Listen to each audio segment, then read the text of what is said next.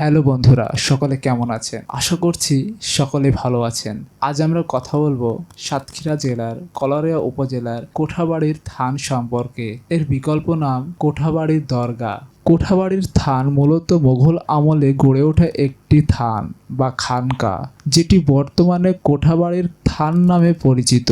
এর গঠনশৈলী থেকে ধারণা করা যায় এটি সম্রাট জাহাঙ্গীর আমলের নির্মিত হয়েছিল।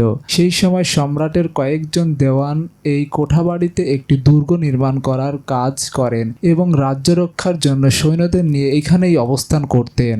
এই থান নিয়ে অনেক কুসংস্কার রয়েছে সকলের মাঝে। অনেকেই বলেন একজন সিদ্ধ পুরুষ বা সাধু তার নিজের কবরের ওপর তার নিয়ন্ত্রিত জিনের দ্বারা এটি নির্মাণ করেছিলেন, কিন্তু কাজ শেষ না হতেই যখন মোরগ ডেকে ওঠে তখন তারা ভাবে সকাল হয়ে গেছে তাই নির্মাণ শেষ না করে চলে যায়। 1937 সাল থেকে সকলে এখানে নামাজ পড়ে এবং মানত করা শুরু করে, যা বর্তমানে তেমনই চলছে।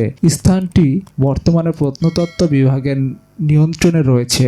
এর ইতিহাস: কোঠাবাড়ির থান এর পাশে রয়েছে 5টি বড় পাথর।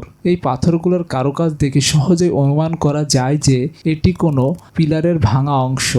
এই থানের মূল দালানের পুরুত্ব প্রায় 6 ফুট। এখানে রয়েছে বেশ কিছু টেরাকোটা ইট, যেগুলোতে পদ্ম ফুল, মানুষ, লতাপাতা, হাতিসহ বিভিন্ন ধরনের ছবি অঙ্কিত আছে। এগুলো দেখে ইতিহাসবিদগণ সহজে অনুমান করেন এটি মুঘল শাসনামলের কোনো সময়ের তৈরি।